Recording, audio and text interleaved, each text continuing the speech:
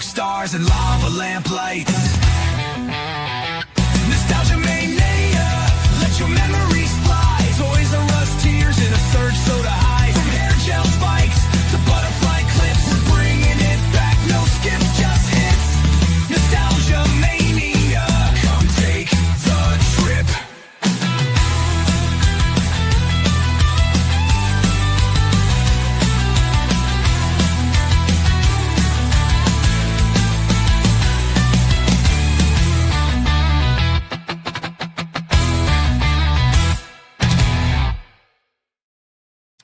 What is going on, everybody? Welcome in to episode 33 of Nostalgia Mania, the ultimate nostalgic trip of games, movies, toys, and memories that shaped the golden era of the 80s, 90s, and early 2000s. Let's get ready to step into the ring as we body slam nostalgia. I am your host, the real Josh Elliott, and with me for the very first time, at least on Nostalgia Mania, it's Bryan J BAY. What's going on, man? How are you? How's it going, Josh? Good to be here. Doing good, doing good.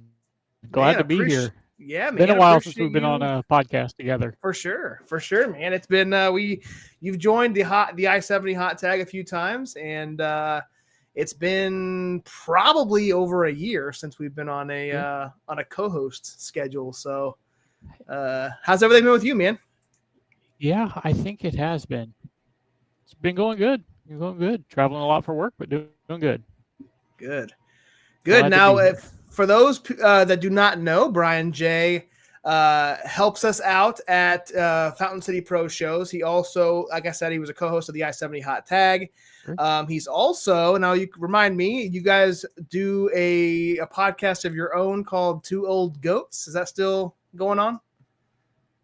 You old goats. It is.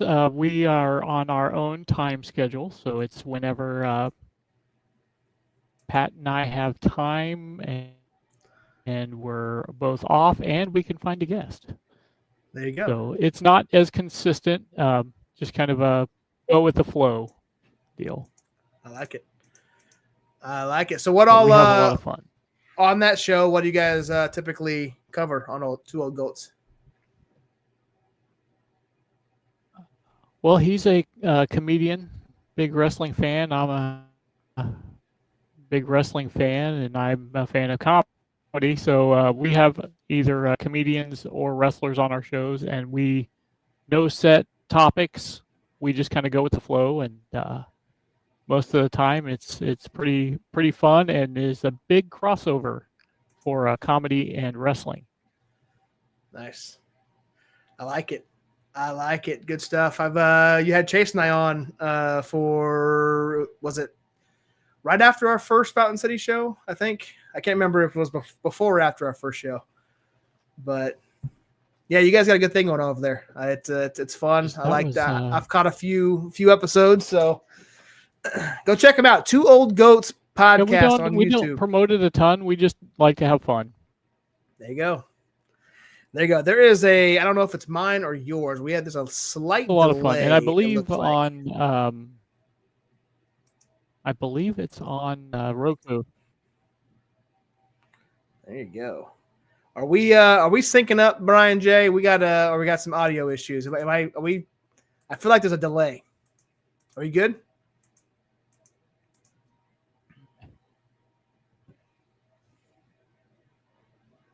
After they left me on stream and I took over. Yes, Chase took over the stream. But that is off. That is fixed. He left me on stream. I remember that. Pat That's actually funny. has control of that now, so he can stop the show, Chase. So when we have you guys on again. All right. Am I can you hear me, Bryan? I can hear you. Yep. Okay. There's a little bit of a delay. I feel like I say something and then it takes you a few seconds to hear it. So I don't know if it feels like we're on like some news anchor where I speak and you don't reply back for a few seconds. So there's some sort of delay. But regardless, appreciate everybody for tuning in. Chase is live in the chat. We are live on JSE Studios on YouTube and Facebook. We're also live for the first time in a very long time since the beginning of the year on the I-70 Hot Tag Facebook page. Since we're talking wrestling, figured we would throw in our live stream there as well.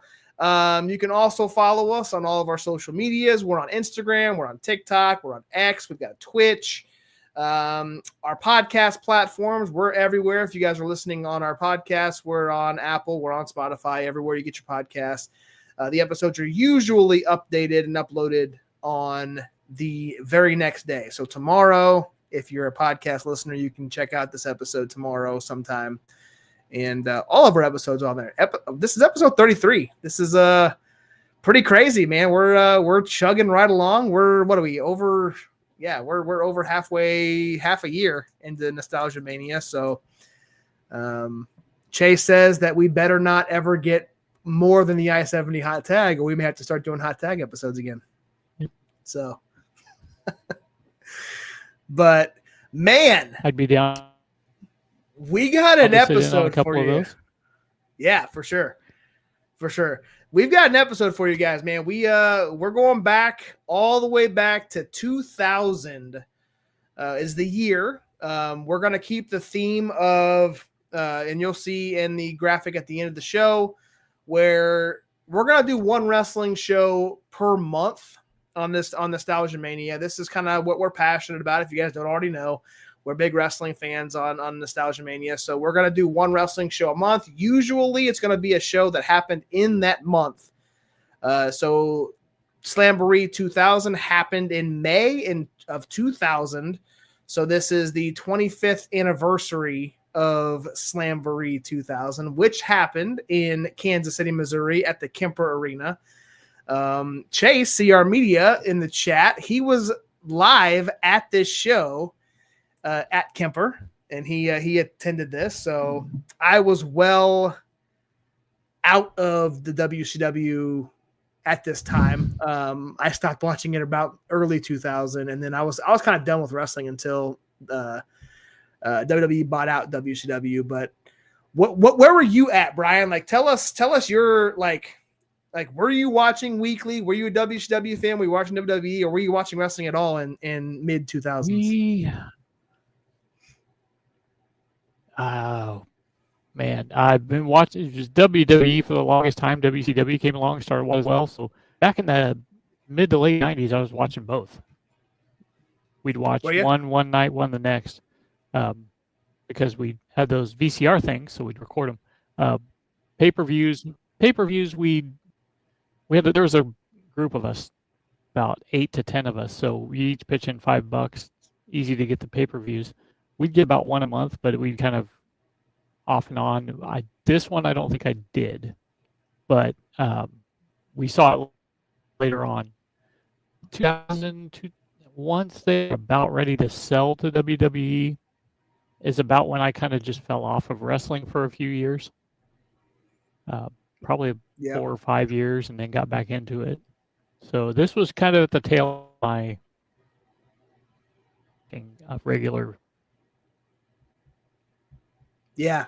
That's kind of I feel like that was kind of my fandom as well. Like I was big as a kid growing up in the 90s, and I was kind of loyal to a fault to where I was always watching Nitro. I was not a channel surfer and flip back and forth. And I was all the way up until about 2000. And then I started watching Raw a little bit, and then I just kind of dropped out just like you did. And then, yeah. And then it's in and out for years. And it's kind of been like that for me. And now I don't even watch mainstream hardly at all.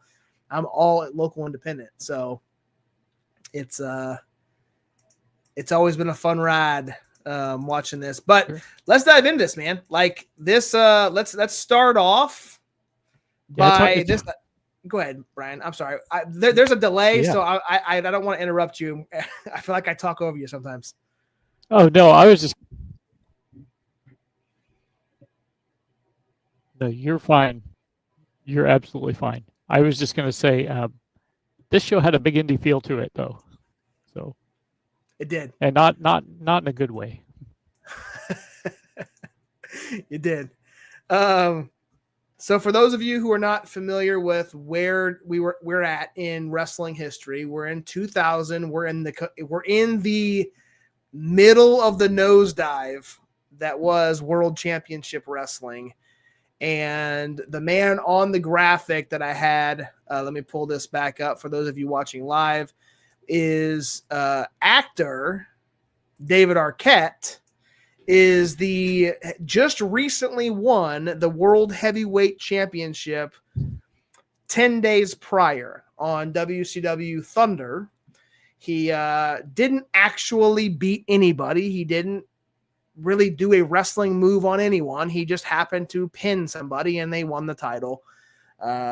Move forward to Nitro, and let's kind of set up this pay-per-view. So the final Nitro before Slamboree was complete chaos, as World Championship Wrestling was.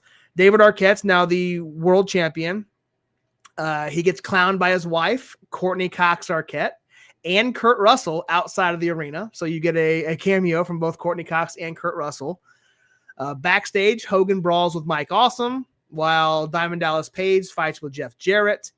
Arquette tries to give up the belt, says he does not deserve the title, but Russo forces him into the Slamboree main event anyway.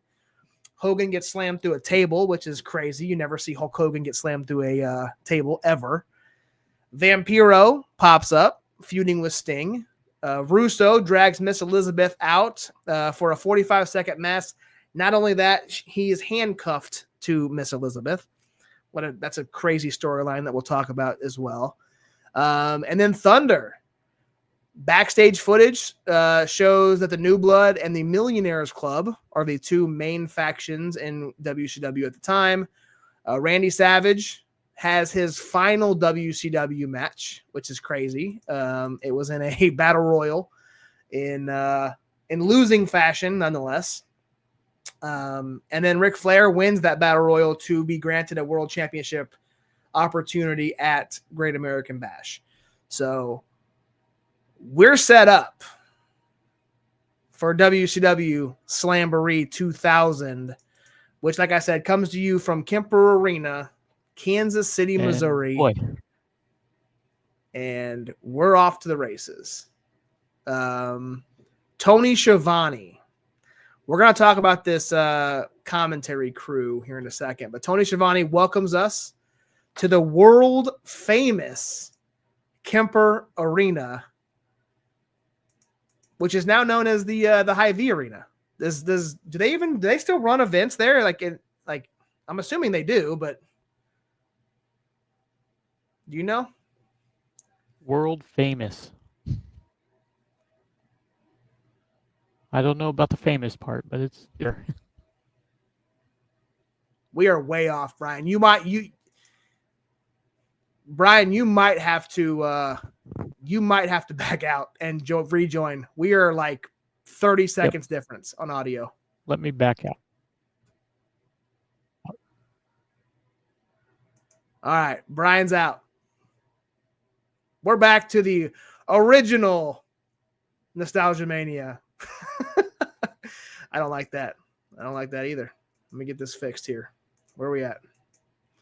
It's act like I've done this before. There we go. All right. So, again, Tony Schiavone welcomes us to the world-famous Kemper Arena in Kansas City, which is now known as the Hy-Vee Arena. I have no idea if the Hy-Vee Arena is running events anymore. I'm assuming they do. They just don't run wrestling, because if wrestling comes to town, you're going to T-Mobile Center or you're going to the Cable Dahmer Arena. They don't really go to the Hy-Vee Arena anymore. The commentary team is Tony Schiavone, Mark Madden, and Scott Hudson, which is on the lower tier of WCW commentators.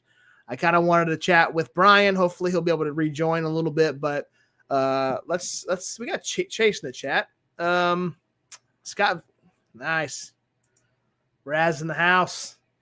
Tell me, Chase, Raz, you guys are here. Tell us your favorite WCW commentary team, because Tony Schiavone is always going to be in there. He was there all the way up to the end, and then I was a fan of Mike Tenay, even though a lot of people were not. And then you always had that flip-flop between Bobby Heenan and the living legend Larry Zbyszko. Those are kind of my top tier. If I had to pick the three-man crew, it's going to be Heenan, Schiavone, and Tenay. So Bryan J's back. Nope, don't like that. How are we now? Let's fix this here. Let's act like one of these is going to be right. There it is. There it is. Is it better now? Yes, I think so. Hopefully. It was it got bad there for a second. We're talking about the your favorite WCW commentary teams. My favorite WCW commentary teams. I don't really know that I have one. You don't have one? Chase says Larry Zbyszko, Bobby Heenan, and Tony. I think Bobby the Brain. Bobby the Brain and Bobby Tony were always good together. Good. It's very underrated, I think. Dude, trust me, Chase. Mark Madden was absolute ass. And we're gonna. I have a note coming up about Mark Madden because awful. Not a fan. So this 3-tier cage match for the main event was in honor of the main event of the movie Ready to Rumble. And I don't want to dive too much into this because Ready to Rumble is going to be its own Nostalgia Mania episode. But briefly tell me, have you ever seen Ready to Rumble, and what are your thoughts on the movie?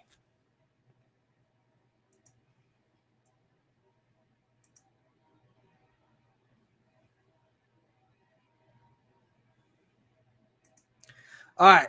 I don't know what's going on. Bryan J's it's bad. I don't know. It might be me. I don't know. Chase, is it me or is it Brian? I don't know. It feels like it's like a 30-second delay every time I say something. It's weird. I don't know what's going on. Anyway, let's jump into this. We are at the Cruiserweight title match. Chris Candido, which is the champion, comes out with Tammy against the artist formerly known as Prince Iakea. Usually, WCW likes to start these events with a bang with a cruiserweight match. Only this one was an absolute dud, in my opinion. And let's start off with Chase talking about how Mark Madden was ass. Gets controversial before the match even starts. As the artist is walking out to the ring, he after Chris Candido and Tammy. So we've already seen Tammy walk out and do her little strip tease. Paisley comes out with the artist, and Mark Madden says he prefers the bleach blonde bimbo look.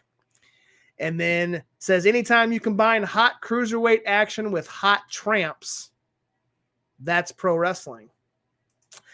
You can see how, or hear how uncomfortable Tony Schiavone gets as Mark Madden's making these comments, because it's like one after another, after another, after another. And it's constant throughout the night. Those are the only two I wrote down, but those type of comments happen very regularly. I noted that the artist came out and wrestled in dress clothes, black button-up shirt, slacks, black dress shoes. But that became a theme because the Millionaires Club, that's kind of what they wore. And you'll see Flair in it later. All the Millionaires Club were all in dress clothes. That's just kind of how they did it. Yes. Chase, forgot about Prince Iaukea. Yep. So we're in Kansas City, guys, and the crowd, or the camera pans the crowd, and the first jersey that I see, you would think I would see in 2000, probably what would that be? I don't even remember who's the Chiefs players in that. Was that Trent Green? Was that Elvis Gerbach in 2000? Warren Moon? Anyway, I see a Mike Allstott jersey. Buccaneers. Before Chiefs. After that, I did see a bunch of Chiefs and Royal stuff, but the Mike Allstott jersey popped out in this match. So crazy to see. Anyway, I wanted to talk to Bryan, and I'll talk, I guess, since Raz and Chase are in the chat. Let me know your thoughts on the ramp. Now, I don't know if you guys remember this, but the ramp would go right up to the edge of the ring. So there was no need for stairs to climb up to it. The ramp would go right to the edge, and then you climb in. Now, the ring would still drop lower, lower than the actual ramp itself, but I think it looks weird. I'm not a huge fan of it, but this show had it. It also had the Western Union logo in the center of the ring, which isn't that uncommon now. Logos in the center of the ring. You got the Prime logo in WWE now. The Western Union logo was at the top of the entrance as well. So every person that came out from the entrance ramp saw the Western Union logo. Every match, you had the Western Union logo on the mat. So again, not that uncommon now. Yes. Madden tried too hard to be edgy. Yeah, agreed. And it happened all night. He says wild things out of nowhere that didn't fit where it should have fit. Yeah, it's crazy. But anyway, again, they like to start off with cruiserweight matches. This match was anything but. They had a quote unquote, I hate using this term, quote unquote botched finish because basically Tammy grabs a chair and tries to hit Paisley with it, but accidentally hits the artist instead. Candido rolls him up. 1, 2, 3. The bell rings. The announcer starts to announce that Chris Candido won. The music even starts to hit.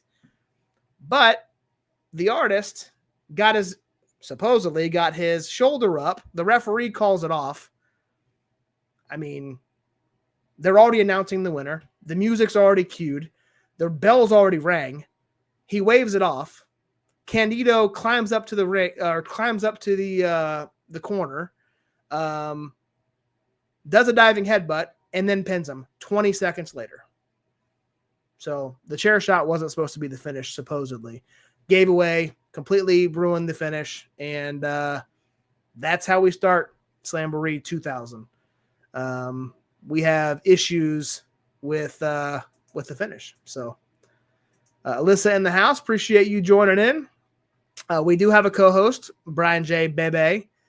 He looks like he's getting his setup correct. We're having some audio issues. We're not flowing very well, so I can see his camera moving around. So he may be going back to his original spot.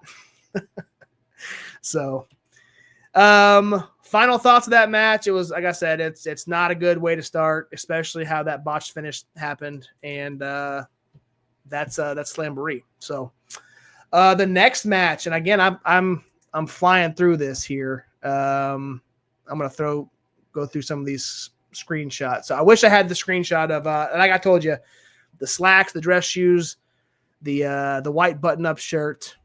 Candido does come up with the victory. He does retain the WCW Cruiserweight Championship. Now, second match. We're going to roll through this. Was a hardcore championship match between Norman Smiley, who is rocking a Kansas City Royals jersey, against the champion, rest in peace, Terry Funk. And it starts off with Funk searching the backstage area for Norman Smiley, which is crazy, the champion searching for the challenger, but nonetheless, he goes into the bathroom trying to find Norman Smiley, and Norman attacks him from behind. They battle throughout the backstage area. You can see there in the image. It's complete chaos. They're playing up that Norman has a special partner or a mystery partner, and the partner shows up also in complete Royals gear, but he's wearing catcher's gear, as you can see there in the background. It's a big, overweight, looked like me putting on some baseball stuff, and he was at one point up on top of those ring mats that you can see in the background. He was up there throwing things at Terry Funk. But then for a solid 6 or 7 minutes, what you see on the screen is what he did. He sat there and watched Terry Funk beat up Norman Smiley and did not once try to help. It was the most awkward thing I've ever seen. You can hear Tony Schiavone trying not to laugh, and these announcers are like, why doesn't this mystery partner help? He's just standing there watching Terry Funk. And like, it would be different if the camera wasn't showing him the whole time, but the camera is clearly showing this giant man watching Terry Funk beat up his partner, and he's not helping at all. It's quite humorous. Yes, Stephen E. kidnapped the co-host, says AJ Wallace. You're probably right, because I'm looking down below, and I don't see my co-host. I just see his background in his chair. So,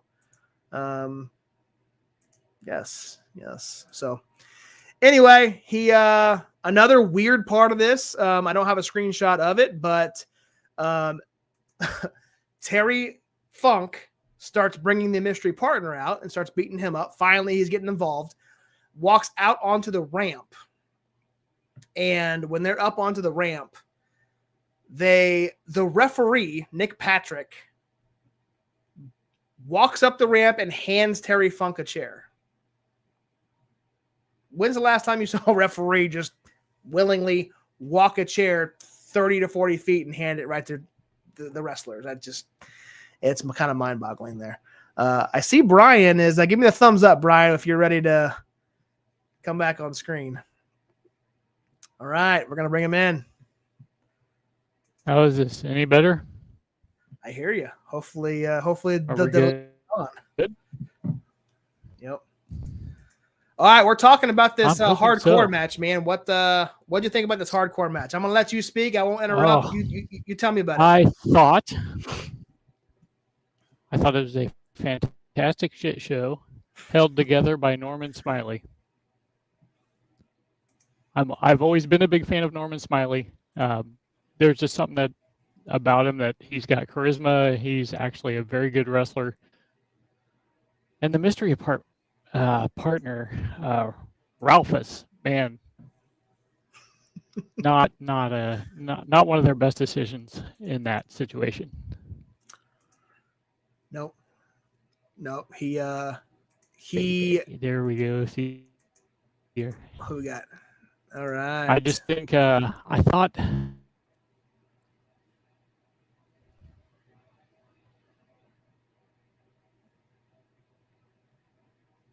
Now is Josh cutting out? No, it's you, Brian. I don't know what's happening, man. Good? You're not, your connection's not that great. Still. Yeah, it's rough. But 1 second. speaking of, We're gonna try something else. All right. Speaking of Brian or Chase's comment here, the big wiggle, the match. Whenever you're ready, Brian, give me a thumbs up and I'll let you back. I'll put you back on. But I'm trying to see the things change when I go back to single. There we go. The big wiggle. The match ends with the big wiggle. And that's Ralphus doing the big wiggle to Terry Funk. And it was a sight. It was definitely a sight. After all of those shenanigans, all the backstage fighting, the chairs, the tables, the everything that happened leading up to this point, Terry Funk wins the match with a roll-up pin, and that's how it ends. Terry Funk exits the ring with the championship, and not even 30 seconds later, both Norman Smiley and Ralphus are in the center of the ring dancing to their theme music. So even though they lost, they can still have a little bit of fun. To Brian's point, I don't know if you guys heard, but Brian was talking about Norman Smiley being underrated, and 100% agree. Great in-ring worker and great. You switched to your phone, didn't you? I did. We'll see if this works. Oh, I can already tell it's working much better. Good. But we showed the screenshot of Ralphus doing the big wiggle to that's to Terry Funk. That was unfortunate to see. I was not impressed with that, and I'm very surprised that. I don't know. I'm surprised at a lot with this pay-per-view, but that wasn't good. Yeah. Yep. He gone. No, he's back. We're good. Nope, we're good. This is much better. This is back and forth. We can have a conversation now.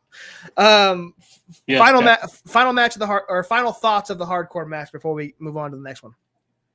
I thought it was a 10-minute, 3-second match that seemed to be about 20 minutes.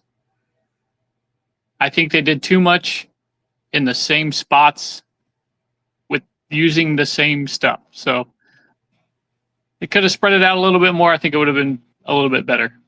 Yep. No, I agree. And like I said, after everything that happened, it was a roll-up pin, and Terry Funk won with a roll-up, and that was it. There was no giant chair shot or stop sign or nothing. It was just a roll-up. It wasn't anticlimactic. Absolutely. Yeah. That's a perfect way to describe it. All right. So let's move on to match number 3. Probably one of the better matches, in my opinion, on the card. And like I said, there wasn't a great match on it, but one of the better matches was Curt Hennig versus the perfect one, Shawn Stasiak, who is doing a Mr. Perfect impersonation gimmick, I guess. Yep. Crazy to see, like when Shawn Stasiak's music hits, I thought it was Curt Hennig coming out because it was a spitting sound of Mr. Perfect's theme song, but out comes Shawn Stasiak, and then Curt Hennig comes out to some like basic, like upbeat tempo music that doesn't match the character at all. I didn't think, and but you're never going to have a bad match when you've got Curt Hennig in the ring. I don't think that's even possible. No matter who his opponent is, he's going to put on a good one. And again, this is not a great one, and it's not really a good one, but it's one of the better matches on Slamboree. Tell us your thoughts on this one. Good. I thought it was a good match. Again, there's a lot of stuff outside the ring that they did, but for one of the better matches, it was also, I think, the second shortest match at not quite 8 minutes long. I think they could have gone for another 5 and cut somewhere else, but I thought it was a good match. I mean, yeah, there was a lot of like you mentioned what are they called? The Misfits in Action. yes. They had Lash LaRue, Chavo Guerrero, and Van Hammer came out and sat at ringside. But the thing was, they didn't do anything in that match. Like they showed them, and it's like, okay, they're going to get involved somehow in this match, and they didn't. It's like, hey, they're just showing, hey, they're here in the front row. There was a lot of let's put somebody someplace and then just let them be. Yeah. Wasn't a whole lot of consistency in, I don't know how to say it. Not a whole lot of thought going into where we're placing people and why we're putting them there. Right. So I'm sure, and I'm sure you've heard of this rib. So there was a spot in the, and we'll talk about it at the end of the show, but we're going to go ahead and mention it now. There's a spot in the entrance ramp where they had gimmicked for a spot in the main event because somebody was going to fall off the cage onto the entrance ramp and it was going to bust open and it was just going to be a soft landing for them. But the wrestlers could still walk over it, but they were told, Bischoff and Russo told every wrestler in the pre-show, and this is a story that I've heard multiple times, that, hey, this spot's gimmicked. Do not do any spots on this entrance ramp on right here, 10 feet away from the ring on the ramp. And then I don't remember who told the story, but they said that, I didn't realize it was this show, that Mr. Perfect or Kurt Hennig did a rib and took Shawn Stasiak out right to that spot. And there's a spot in the center of it where he picks him up to go body slam him right on the spot and then acted like his back hurt and then put him down and didn't do it. Yeah, that's crazy. So it was kind of funny when I saw that because I knew once I saw the triple cage, I knew which match it was. Yep. And then crazy to see Kurt Hennig lost the match, but B, he lost to the Perfect Plex by Shawn Stasiak. So Shawn Stasiak picks up the win. And like I said, I mean, a solid, versus what the first two matches, that was clearly the best match so far. And like I said, I don't know what at this point in time in the card, I have no idea why they showed the Misfits in action. It's like they missed their cue and they came out a match too soon because they will be involved in the next match. It was just kind of an odd timing for them. So, but I think that the finish to that match was perfect. How they set it up and. Yeah, I agree. Like I said, it was definitely a good match, and it's just crazy. I saw a fan's sign in the crowd as Kurt Hennig was coming out to the ring, and they showed and it said Kurt Hennig should be world champion. Yes, and I saw that. Could not agree more. He is probably at the top, along with Scott Hall, as someone who's never won a world title that should have. Yeah. Yeah. I agree. Yeah. But all right. Match number 4. The WCW United States Championship match. We get Hugh Morris versus Scott Steiner. And that's what it was billed as. Yep. But what happens, Bryan J, before the match starts? He comes out and says that he is not going to be known as Hugh Morris anymore. And of course, you know how that went over. So it was what's he known by now? What's the name? General E Reaction. Close. He said, I will now be known General Reaction. Yeah. Hugh G. Rection. So his name is now Hugh G. Rection. And was supposed to be General. Captain Rection for short. So I don't know if we have younger age listeners. So that was, it was quite funny. And it tells the time of where WCW was, you know.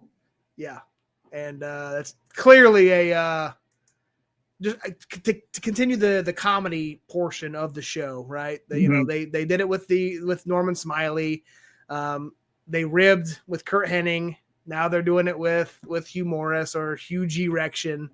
So, but the match starts, and dude, like this match was pretty damn good as well. Like Scott Steiner kept mouthing to the crowd more so than the Misfits in action, which is kind of crazy. You'd think that he'd be up in the face of Chavo and them, but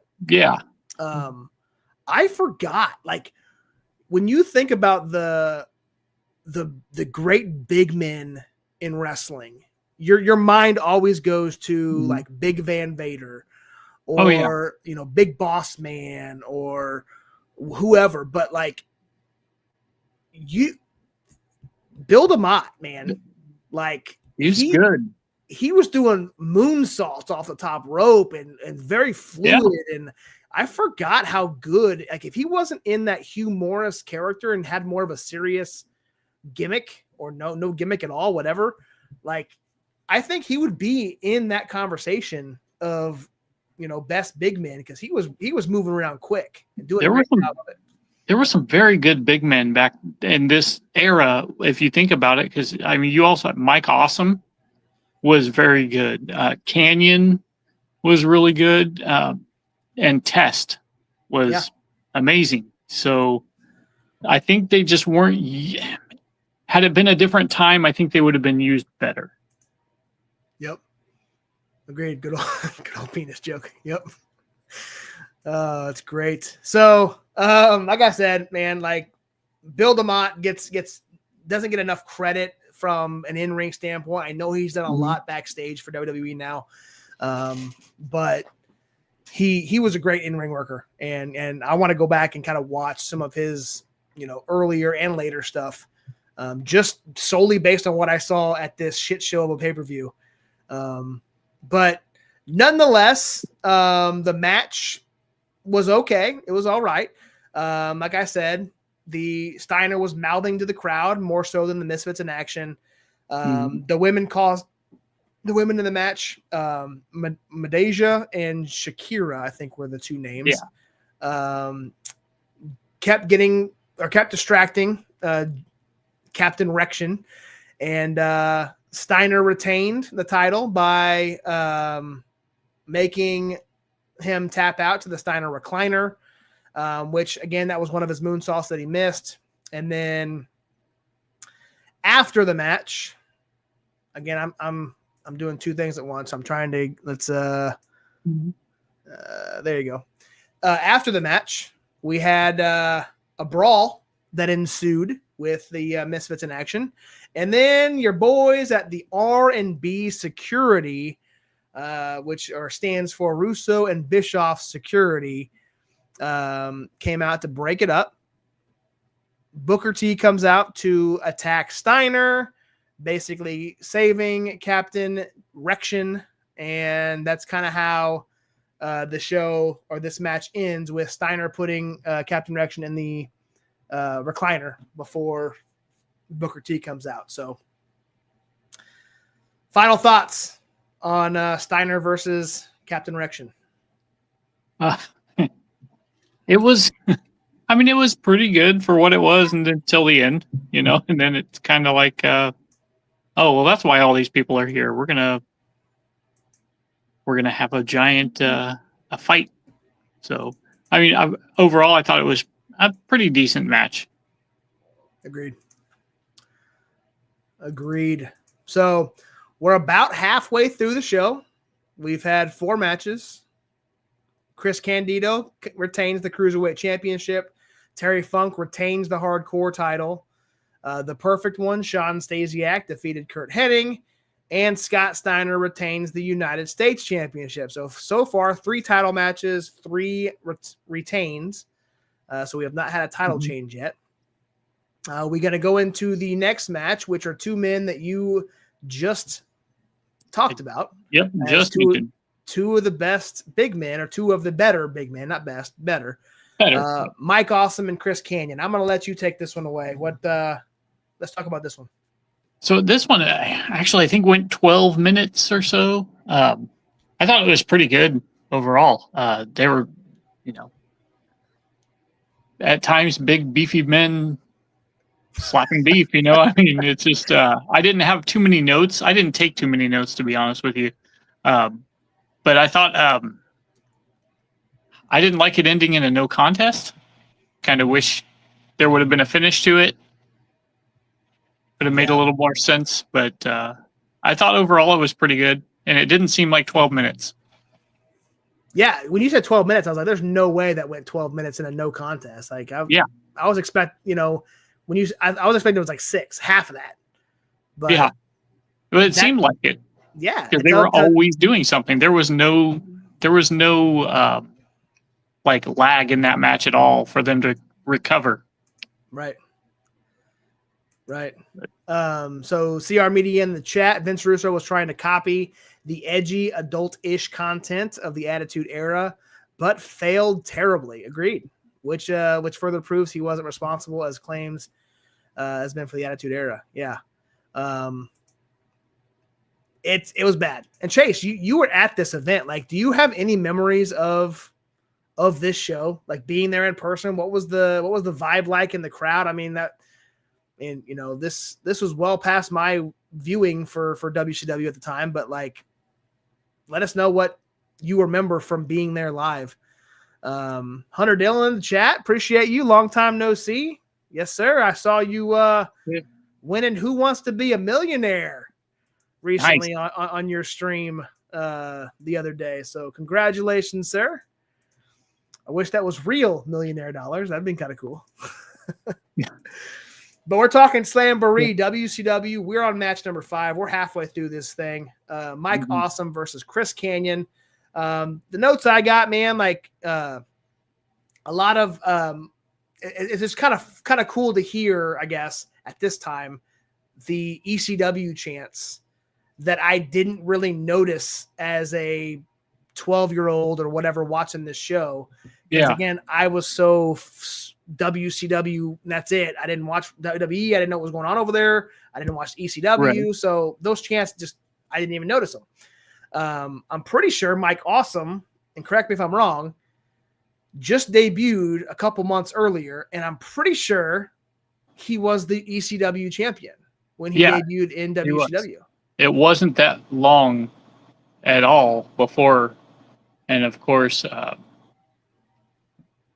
he was the champ. I think he dropped it right before he came in. No, I think it was after. Was it after? I think Mike Awesome showed up as the champion. He didn't bring the title with him or anything, but he showed up as a champion. Okay. I'm pretty sure I read that they allowed him to go back to ECW to lose the title. Okay. And then they had, I think it was Taz or somebody, just destroy him and beat him real quick to make him look super weak. And then he went to WCW, and then, that kind of killed his momentum. Sure. So, I mean, it makes sense in the business, right? Yeah. So, but Tony mentions, and I don't know if you knew this or not, Tony mentions that Chris Canyon was the stunt double for Oliver Platt in Ready to Rumble. Did you know that? I did not. I did not know that. All of the wrestling in Ready to Rumble, any bumps that Oliver Platt took or the Jimmy King took, was all Chris Canyon. And you can tell now that you're watching back, if you go watch that, you can tell some of those spots were clearly Canyon and not Oliver Platt. I'm going to have to check that out. The one thing that did make me chuckle from Mark Madden, and it's the only time, is after Tony said that, he goes, and Canyon had to gain 40 pounds to do it. So, I did laugh at that. That was funny. So, and in this match, there was a spot, and it was 2 in a row. Mike Awesome about killed Chris Canyon. Rest in peace to both of these guys, by the way. Gone way too soon, both of their times. But regardless, Mike Awesome, Alabama Slam Canyon. Oh, and did you like his head? That was bad. Yeah. And it didn't happen just once. It was. Yeah. he slammed him like so hard, and I was like, dude, he knocked him out. And then he picked him up and then power bombed him right on his head, like almost like Kevin Nash did to the Giant. Mhm. Like it was like boom, Alabama slam, knock him out, power bomb him right on his neck, and I'm like, you're gonna kill this guy, like. Yeah, I think that this is kind of like I was telling you before the show started. Like this is the era where Vince Russo just kind of let him do whatever in the ring. You know, that was kind of towards the end of let's go over matches beforehand, and yeah. Well, I mean, speaking of this Crash TV shit that Russo likes to do, this match ended in a no contest, like you said. And Kevin Nash came out and attacked Mike Awesome. It led to a massive brawl. The New Blood, Ric Flair, Sting. It was just kind of a whole bunch of chaos, which is kind of what this company did constantly, almost every single match. And this was probably the second or third time we've seen Kevin Nash on the show so far. Yeah. And I did. Yeah, we haven't mentioned that yet. Yeah, Nash was in a couple backstage segments earlier in the night. Yeah, and he had no match. Crazy, huh? Hey, gotta get paid, but man, that's the one. There are two things that I told you about this show that when I watched it, I noticed is one that Kevin Nash is in a little bit of everything, and number two. We'll talk about it afterwards if there's time. So, sorry, I didn't mean to like pause there. I'm reading the comments. We got Hunter Dillon. David Arquette's title run is the reason why I hate celebrity matches. I'm gonna go on to a hot take at the end of this show about David Arquette's title run, because I don't think it played much of a factor to the downfall of the company. But nonetheless, I'll talk about that at the end. Taz showed up at WWE with the title. Yes, that's right. I forgot about that. So there you have it, man. Match number 6. And we're going to lead up to the storyline of this one. We talked about it at the beginning of the show, because on the Nitro before, or the Thunder before, I can't remember which one, Vince Russo was dragging Miss Elizabeth out while being handcuffed to her. Apparently, Russo owns the Miss Elizabeth's contract, telling her what to do, what to wear, how to act, where to sit. It's kind of a disgusting storyline, and not a huge fan of it. Even watching it back then, it wasn't a good storyline back then either. But nonetheless, Lex Luger's trying to, I guess, win the contract back or get possession. I don't know what the end game was, but trying to get Elizabeth back and away from Russo. So enter his opponent, Buff the Stuff Bagwell. One of my favorites from growing up, and clearly watching his matches leading up to our interview with him on the I-70 Hot Tag, and watching this one and any other matches, like, I knew he was not a good in-ring wrestler. I was a fan of him from his gimmick, the comedy, the swagger, and that was about it. Like, he's not good in the ring. I mean, not the greatest. He needs somebody to make him look good in the ring, and Lex Luger, unfortunately, is not it. No. Lex Luger's also kind of the same type of character. Guy. Yeah. Buff, built, good looking, and the body of a star, and that's about it. They were very big and tough, but both of them, I know.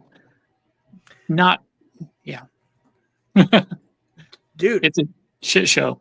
Did you watch Buff Bagwell's music hit? He strutted out on the entrance ramp, and that crowd went bonkers. They did. There was Buff signs all over the crowd. It's crazy how over Buff Bagwell was in the late stages of WCW. He was very over, as was, and I can't. the one thing I hated about this, and I know it was all storyline and gimmicks and stuff, but I cannot call Lex Luger just the total package. It's Lex Luger. Come on. Yeah, agreed. I'm the same way. I'm the same way. But match starts again. Not a good one. Not even how long did this one go? Did you write it down? This is about 9.5 minutes. So 9.5 minutes, which seemed like 20. Yeah, not in the good way either. No, not in a good way. No. No, and this within 3 minutes, not even that probably. Lex Luger is absolutely blown up. Like he is huffing and puffing and can't catch his breath and just not a good look. He was red in the face half the match. Yeah. Yeah. I mean, but Buff was all right as far as like conditioning wise, but yeah, Luger was blown up. Elizabeth returned, finally broke free from Russo, kind of hit Russo with the bat, and then got out to the ring with the bat. Elizabeth hits Bagwell with the bat, allowing him to put the torture rack on, and then Buff submits. And I said Bagwell was over when he came out. The crowd, this was the biggest pop of the night so far, was when Buff tapped out and Luger won. Yes. Crowd went ape shit. And I was like, man, maybe Luger's the one that's over. I don't know. They love that though. I think they love Buff, but they wanted Elizabeth free. Yep. Yep. And speaking of, again, another schmoz, not really a schmoz finish, but like a shit happened after the match. Chuck Palumbo comes out, attacks Lex Luger, and puts him in the torture rack. Yep. And we'll talk about more after, we get through it. But yeah, that's WCW being WCW. Can't have a single freaking match end and just end and move on to the next one. Have to have something happen at the end. Of course not. So Chase, WCW loved to put Buff, Luger, and Scott Steiner in feuds, and the match rules were always doozies. Yeah. It was a rough one. All right, next up, man. This match was billed to be something that we should have been looking forward to. Yes. This next one was, Shane Douglas, the franchise, versus the Nature Boy, Ric Flair. It's I'll let you take over and start with this one, but like the way they built this up, like it was very well done. Like it's something, like I said, could have and should have maybe been a main event to a pay-per-view, maybe a month prior or a month after. Oh yeah, they did. And like I said, I didn't take very many notes on this at all. It just, to me, like it is a typical Ric Flair match. He had his, get beat up, then makes his comeback, and then gets beat up again, makes another comeback, and, everything in the typical, Flair fall on his face type match. But I expected this with the build-up to be longer than it was. Because it was almost 9 minutes, I think. I expected it to be a lot longer than that. This was the era that Ric Flair would wear T-shirts in his matches. Like they're at the end of WCW, he would just wear shirts. Now I know it fit in with the Millionaires Club, gimmick and story, and because everybody did it, but so it fit in there. But like even after this storyline ended, and Flair would still continue to not take off his shirt and wrestle. He would always wear a T-shirt or something like that. It's just weird seeing Flair come to the ring with his signature theme song, but not the signature robe. Exactly. And I think part of it is like, in this time, I think this is kind of where his age is kind of catching up with him. Yeah. The party and all the beer drinking and the food may have, he may not have felt like he could take his shirt off in front of people, I mean, it's kind of like, and I'm not saying that's a bad thing. I mean, it happens to all of us. It's happening to me right now. I don't think he, Yeah, it was just something off on the aura of him in this match. Yep. You are 100% correct. Yeah. Chase says should have been a great match, but God, they dropped the ball on this. I 100% agree. Flair starts off on the microphone and says he's going to beat Shane's ECW ass. I popped pretty big for that one because that's, again, something I wouldn't have even caught as a 12-year-old. Yeah. Because ECW didn't even exist to me at the time, really. I knew what it was, but so I wanted to point out. So this thing kind of ended again in another wild finish, and I say wild loosely. The camera shows Buff Bagwell running to the ring down the ramp. So Yep. Bagwell's about ready to get involved. The cuts back to the ring, and we see a man on the apron in a Sting mask, and he hits Flair with a baseball bat. As he's hitting it, that's when Bagwell finally gets to the ring. So the person in the Sting mask almost hits way too early. Like he went way too soon. Should have been disqualified. The referee clearly saw him, but pretended he didn't. Yep. I remember there was a controversy after that too on the message boards. It was a big thing. Yeah, it's like, guys, like just a couple seconds later, you would have been fine. Anyway, regardless, the announcers were chalking it up as it being Russo. Flair thought it was Russo, but it later was revealed to be. I am skipping all these pictures, but it was revealed to be later to be David Flair. Yes, was the one that attacked his father. So, and guess who comes in to save Flair? Big sexy Kevin Nash. Kevin Nash, yeah, showing up for the third or fourth time in the evening. So yeah. And there's probably more to come. We still got some matches left. Oh yeah, yeah, and not to mention that's the wrong screenshot. But Kevin Nash comes in to save Flair, and then right after that, Daphne comes in and hits Nash with the baseball bat because baseball bats galore. And again, rest in peace, Daphne. But yeah, they. Speaking of which, was it a Dark Side of the Ring? Yes. Had the Queen of Scream or something like that. I want to say it's the most recent Dark Side of the Ring is Daphne. Have you seen it? I have not. I need to watch that. We don't have Vice, so I can't. I don't either. I'd have to watch it online somewhere. I have to wait for Hulu. That's good.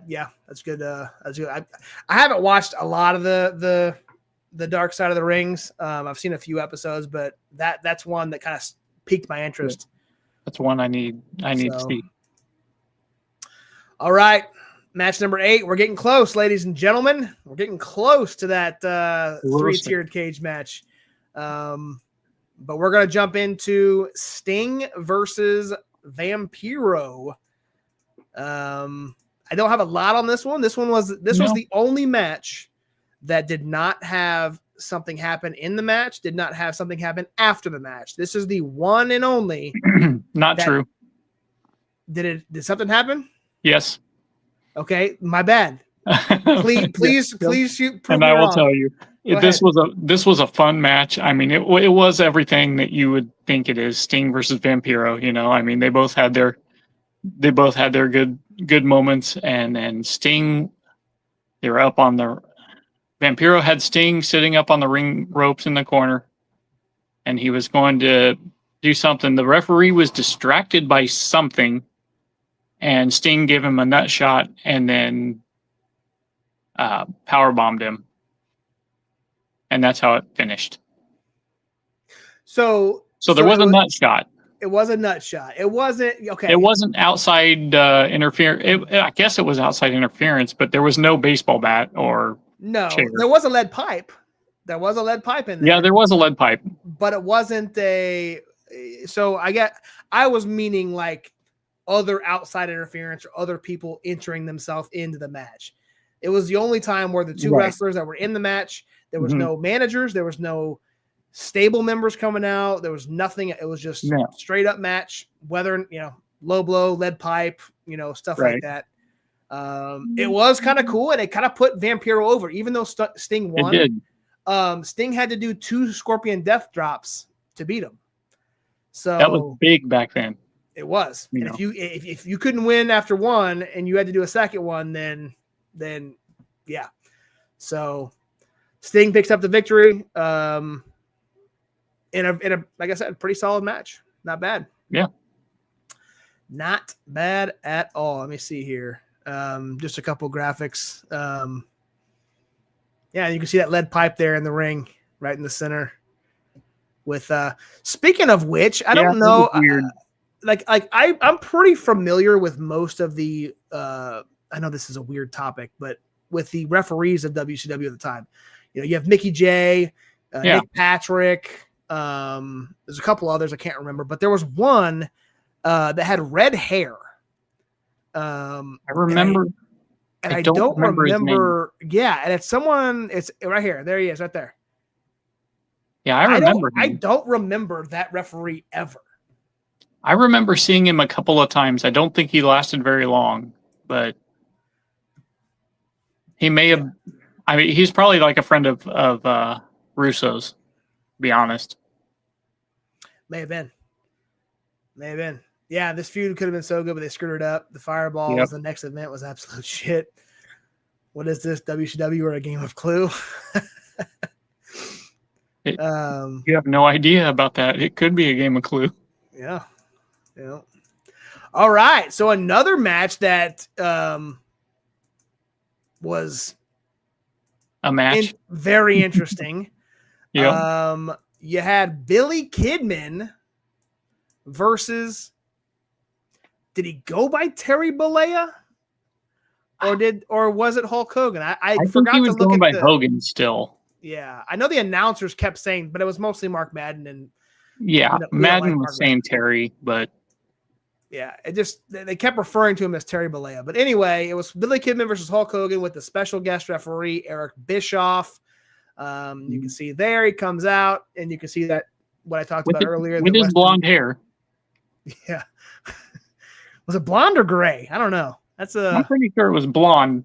It might have been blonde. I think he was trying to cover the gray, but yeah. Super sloppy match, man. Like Kidman, I'm not saying Kidman is awesome and a great in-ring worker. He was in the cruiserweight division, had a very good run in WCW. I don't want to take anything away from Kidman. He is 5 times faster than Hogan. You can tell Hogan does not belong in this match. I can sum up this match by just saying this.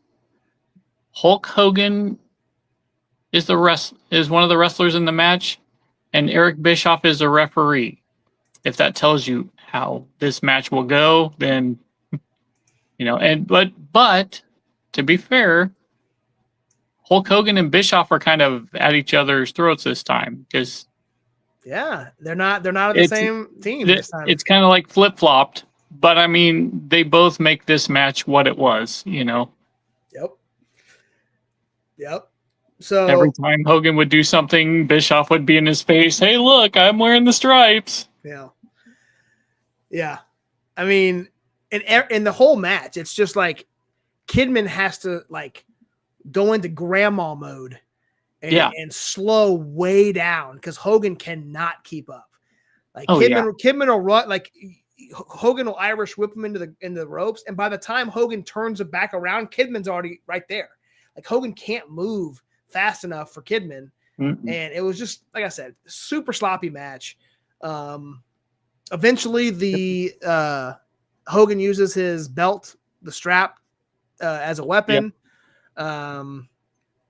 Again, we didn't mention it very much, but there was another spot near the announce table, which 9 out of these 10 matches has a spot right next to the announce table. And even then, the 10th one, the cage is right by the announce table, which they say more than once. Yeah. So Hogan ends up hitting Bischoff with a chair, knocks him out for a minute. You can clearly tell the spot where Hogan gets the blade. Yes. And cuts himself open. It was blatantly obvious before Hogan starts to show color. But regardless, Hogan power bombs Bischoff through the table, which was crazy to see because just a week prior, Hogan got power bombed or went maybe not. Yeah, it was power awesome bomb through the table. Yeah, and Hogan gets the tables up. At the end, Hulk Hogan defeated Kidman. After Kidman misses the splash, crashed to the table. Horace Hogan, his nephew, you can kind of see Hogan arguing with Bischoff, but Horace Hogan comes into the ring and forces, it's kind of again, for what it's worth, a cool finish to the match where Horace comes in and physically forces Bischoff's hand to count 3 to end the match. So out of all that cluster, the finish was something unique that you don't normally see. Yeah, it wasn't terrible, but like you said, overall, like Kidman should have ran circles around him. Yeah. So we are finally, it was gray, silver, definitely not Right. gold. Yeah, it was.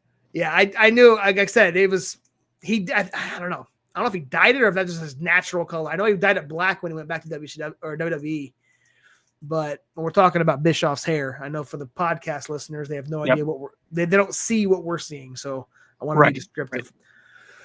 Right. All right. We finally made it to the main events of the evening. And before we get to that, that didn't work for him, brother. Yeah. Hogan must pose. What do we think? And I want your thoughts.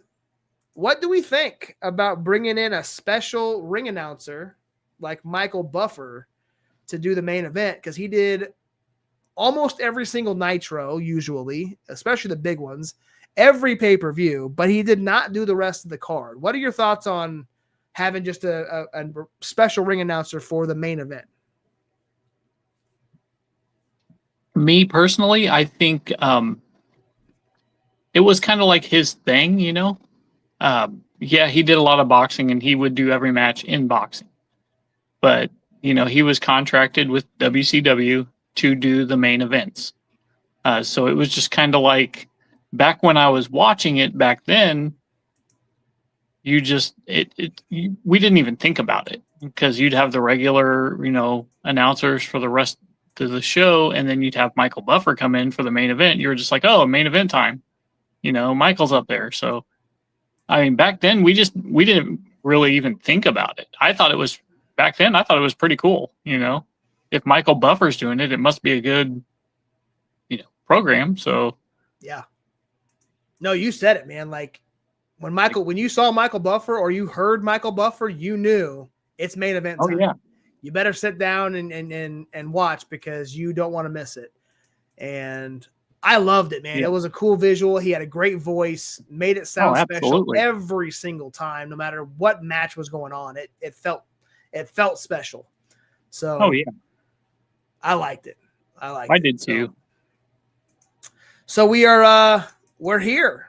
The World Heavyweight Championship match happening in a triple tier cage match. The Ready to Rumble cage match. And remember, prior, this happened on WCW Thunder 10 days prior. David Arquette is your current WCW World Heavyweight Champion.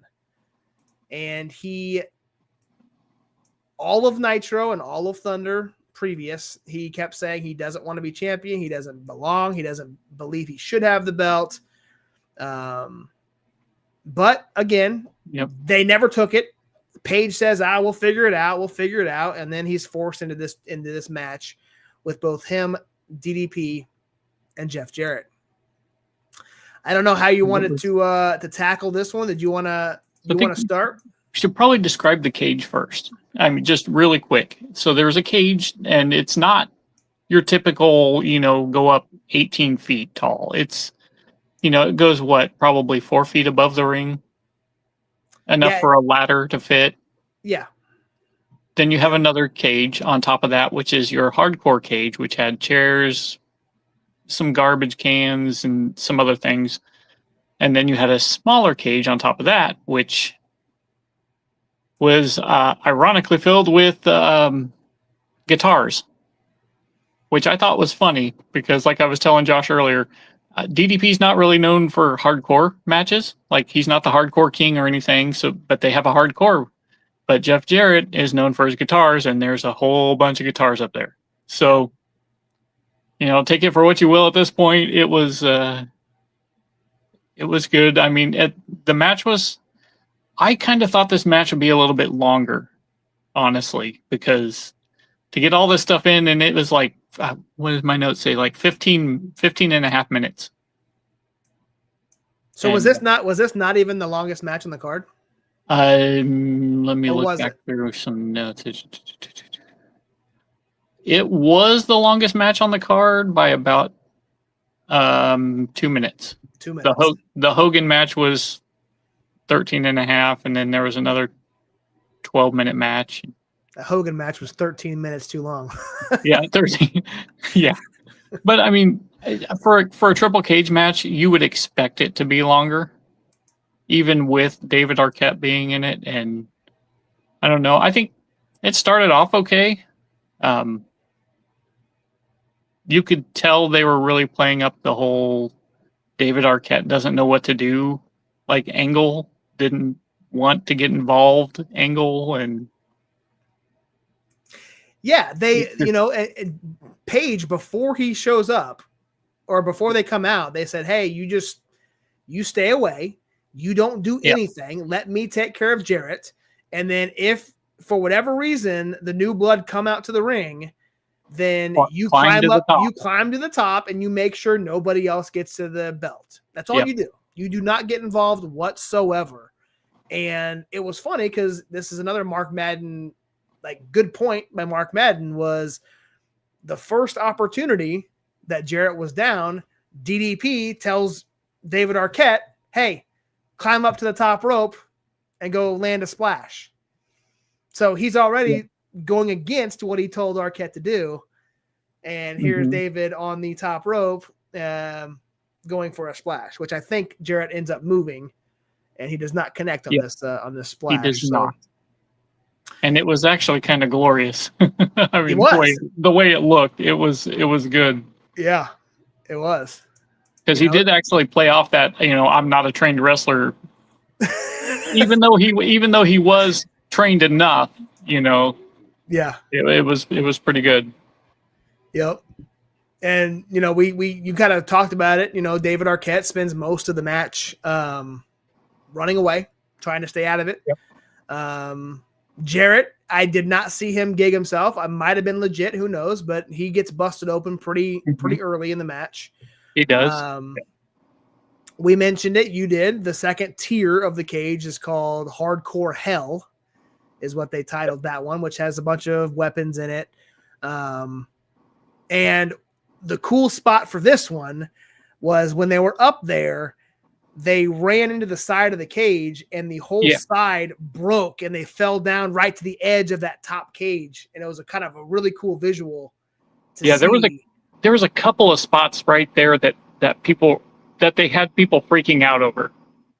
Like, one of them was, I think it looked like he was going to, I don't know. I think it was, they thought DDP was going to, choke slam him through or toss him over the edge. And, just at the last second, they kind of both fall over. And yeah. It was pretty entertaining for sure. For sure, man. Like I said, this match was not as bad as I remembered. Thinking back to this, I'm like, this was a giant cluster, but watching the whole show and then having it end with this, and here's the visual of Hardcore Hell, the second tier. There's tables, there's chairs, there's, I think, trash can lids hanging up there, I think. And it's just kind of a cool, like I said, cool visual to have. And this is funny enough, this was not the first time World Championship Wrestling did a 3-tier cage match. I don't know if you remember. I don't remember the other time, but I know it wasn't the first. Yeah, it happened. I believe it was Halloween Havoc in 1994 or 95. It was still Hulkamania. Hulk was there, so was Savage, but it was still red and yellow Hogan, and it was Hogan and Savage. Yeah, and they battled. I think they started from the top, and they had to battle down, and they were battling the Dungeon of Doom. And each level, they started at the top with 2-on-2, and then they had to go down to the second level, and they fought like Kevin Sullivan and whoever else. And at the bottom was Zeus from No Holds Barred, and then also I think they called him the Zodiac at the time, which was Brutus the Barber Beefcake. Yeah. You know, so that was the bottom tier. So Hogan and Savage had to work their way down. So this was not the first time we've seen a 3-tier cage in World Championship Wrestling. So here's kind of that visual of further back of the cage. You can see Hardcore Hell. Both DDP and Jarrett are kind of battling out on the outside. Kind of a cool visual, but to end the match, I didn't mean to show this right now, but here we are. So David Arquette climbs up to the top cage, did exactly what DDP said. The new blood started coming out. Mike Awesome ended up climbing up to the cage and started attacking. And David Arquette grabbed Page gave David Arquette a guitar. And just as you thought he was going to hit Jarrett with it, he turns on Diamond Dallas Page, hits him with the guitar. Jarrett climbs up, grabs the belt, and this is kind of that visual, which again, I thought this was a extremely cool shot that I had to screenshot. Just the camera angle, the belt, Jarrett grabbing it, the crowd. You know, this is basically the top of Kemper Arena, you know, for the most part. So, yeah, that's kind of where we're at. And at the end, I said Jarrett and Arquette are celebrating at the top of the cage. And there were quite a few guys that were kind of brawling over the cage, you know. Once they started, the new blood started coming out, others came out, and there was a little bit of chaos going on when that happened, and I think everybody was pretty much shocked, you know. Yeah, and the spot we talked about with Kurt Hennig, you know, doing the rib right there at the spot at the entrance ramp, you know, the Mike Awesome came out, and so did Canyon, and Canyon came out to try to help, and Mike Awesome threw Canyon off the cage onto the entrance ramp, onto that spot, which is kind of, you know, a callback, I guess, or whatever, to the Mankind throwing off the cage kind of thing. Obviously not nearly as impactful, but that's what they were trying to go for, I think. The pay-per-view went off the air like 10 seconds after that. Yeah, it was pretty quick. They like throw it off the cage, landed. Oh my God, it's done. And like, you couldn't play it up. You didn't see people like a stretcher, like, it's nothing. Like the spot didn't matter. Like they did not put any emphasis on that spot at all. So it meant nothing. Yeah. It was just like, and they had a bunch World Championship Wrestling. And this was even this is like 99, 98. They did this a lot where they would like lose track of time. Yeah. And this might've been to that point where they're like, oh shit, you know, we're going off air in 10 seconds. Throw them off the cage. All right, let's go. We got to wrap up. Otherwise we're going to miss it anyway. You know? Yeah. It was just, I think like you were saying, there's a lot of reasons why WCW went downhill. David Arquette is not one of them. Not at all. I'm glad you agree with me, man. Like I thought here's the deal. Like when they brought him in, they were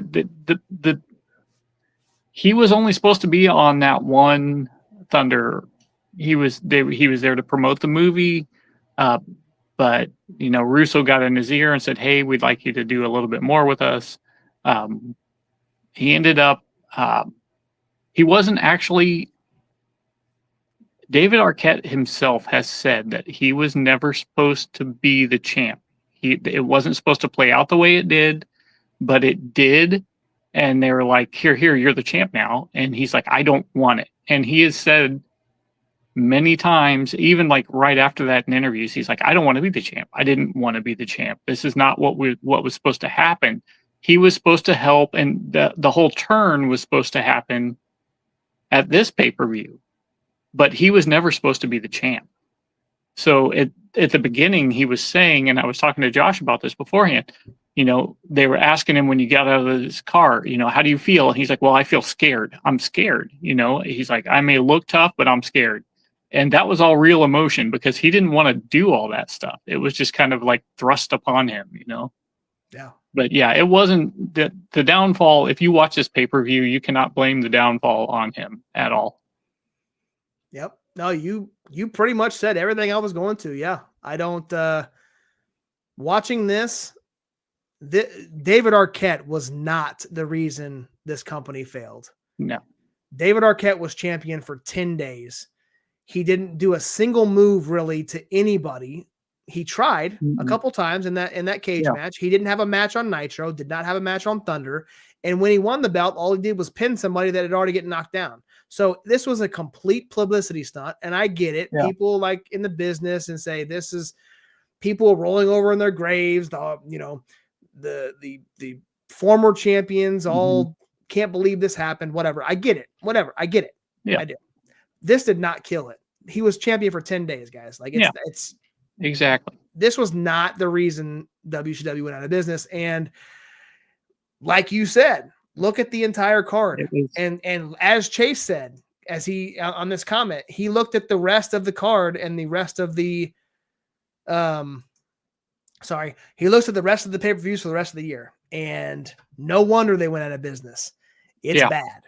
And I agree. I mean, this and like I was telling you beforehand, like there was every single match. You could have the ref could have called the match, every single match off for interference of some sort, whether it be a person or most of the time a chair, a bat, a low blow. Every single match except for that last one could have ended in a disqualification. And they just kind of, I didn't see that, or like you were talking about earlier when I was not on here, like they got pinned and the music hits and, hey, no, I didn't, it was only a 2, like stuff like that is what kills promotion. Yep. 100%. It was like the inmates were running the asylum at this point until the end. Yep. And they were, and you can clearly tell it. Yeah, man, this was fun. I'm gonna, I think we're gonna continue the vibe, the routine of Nostalgia Mania, kind of taking a different route. We're gonna continue to, but before we get into our overall thoughts of the complete total, we're gonna switch it up to where we're gonna do video games still, right? We're gonna cover games of the 80s, 90s, early 2000s. We're gonna do other nostalgic things like we did Blockbuster. We've done, Pogs. We're gonna do a couple episodes of, on the docket. We're gonna have a new MySpace episode, right? Yeah, MySpace was big in the early 2000s. One of the first social media platforms. We're going to do one on that. Then we're going to continue with the movies. I like doing that. Probably going to stay with the month it was released. So we did a Goofy movie, and in April, and because it was the 25th anniversary of the Goofy movie. And then in May we did the Super Mario Brothers, the movie, the wild live action movie. Was that the WCW of Mario movies? Yeah. Yeah. Great analogy for sure. And then, so we're going to continue to do the, from each month that we're in, we're going to do a movie that was released in that month in the history. And then same thing with wrestling. We're going to do an event from that month in history. So Slamboree was May of 2000. We'll do a wrestling show that was released in June of, at some show. Right. So, Slamboree, man. 2000. It's Vince Russo booking. It's Crash TV. Oh. My opinion quickly before we close out of here. Best match. What was the best match in your opinion? I think the best match in my opinion, and I gotta say the Vampiro and Sting match, it was just good. I mean, I like there was a couple of others, but if I had to pick one that I think was well paced, well done, not a whole lot of downtime, it was that one. Yep. Outside of the main event, because I do think the cage match lived up to the hype a little bit. I think that was ended up being the best match in my opinion. It was Kurt Hennig versus Sean Stasiak. Also very good. Worst match. Hogan Kidman. I just like you said it, and I was thinking it watching it. Like there is no way that Kidman doesn't run around this guy and just whoop the shit out of him. Yeah, I would agree, but I'm gonna go a little different. I'm gonna say Candido versus the Artist, the opening match that should have been the tone setter of the event, being a cruiserweight championship match. It was not. It was quite opposite. Yep. So that's my worst match. And then we already talked about my opinion on David Arquette. So that's it. We are done. That closes it out. The CR Media with the last final comment. The main event of Halloween Havoc in 2000 was Goldberg versus Chronic in a handicap match. You can't sell pay-per-views with main events like that. That is true. That is true. Man, October. We get to October, we might be doing some Halloween Havoc. we got a ways for October. We'll get there. We're not always gonna do terrible we'll shows. Get there. We're gonna look at some good ones as well. So yeah, we gotta do some good ones. Yeah, we had to do this one because it happened in Kansas City. So Brian, you got anything else you wanted to share before we wrap this up? I really don't have anything tonight, really. All right. I appreciate you, man. Like this, it's nice to have someone else to bounce back and forth on on topics and things. So I think this is going to be a good. Maybe the phone is the route for you. The rest, we'll see. You know what? I'm going to figure it out. Whatever it is, I'm going to figure it out, and we'll be a lot better next week. Hell yeah, I like it. I like it. Speaking of next week, we're going back to the video games. Yes, and we're going NBA. Specifically, we're going to chat NBA Jam, arcade, Super Nintendo, Sega Genesis. This game was an absolute classic. The most realistic basketball game ever. He's on fire. It is definitely not, but it was one of the most fun. I can tell you that. Oh yeah, man. That's I'm excited for that one. That's been on the list for a long time. So, and this is correct me if I'm wrong. I'm not a basketball fan, so I don't know. Are we close to or in the NBA playoffs? I don't watch NBA right, well, we got two non-NBA fans. But hold on, my wife and I are big hockey fans, so they've been saying on commercials that NBA playoffs are starting soon or have already started. So that's kind of why we're all right. Even if they're not, it's still a damn good game, and we're gonna cover it. So it's still the playoffs, and it's still a good game. So yeah, I'm excited. We'll get it. I am excited. So from downtown, he's on fire. Absolutely. So I don't have the graphic, but we do. I did post it on social media. We've got all of June already ironed out on the shows that we're going to be doing, starting with next week of NBA Jam. We've got MySpace we talked about. We're going to do the Blues Brothers. And to close out June, the very first TNA Impact released in June of 2002. Take that back, 2004. It started in 2002. Impact debuted in June of 2004. We are going to do the very first TNA Impact. That's our next wrestling show. So keep tuning in, guys. We are live each and every Tuesday night. Again, we're on all podcast platforms. We're on YouTube. We're on Facebook. And then all of our social medias at JSE Studios. Brian, where can everybody follow you on social media? You can Twitter or Instagram at Bryan J BAY BAY. Instagram is what I have on under my name or under my picture there. I believe Twitter has an underscore between my name and Jay. It So, does. And you, and Bryan _J _Bay Bay. And if which you don't I'm put, going and to if you change don't put, that. yeah, because if you don't put the underscore, So- you can't find you. Yeah. I had to, like, I was tagging you in our post, and I could not. I had to completely back out and search your name, and okay. So I am going to change that. So we'll get it. all right. That's it, ladies and gentlemen. Appreciate it. This has been episode 33 of Nostalgia Mania. We will see you guys next week. And as always, let's get nostalgic.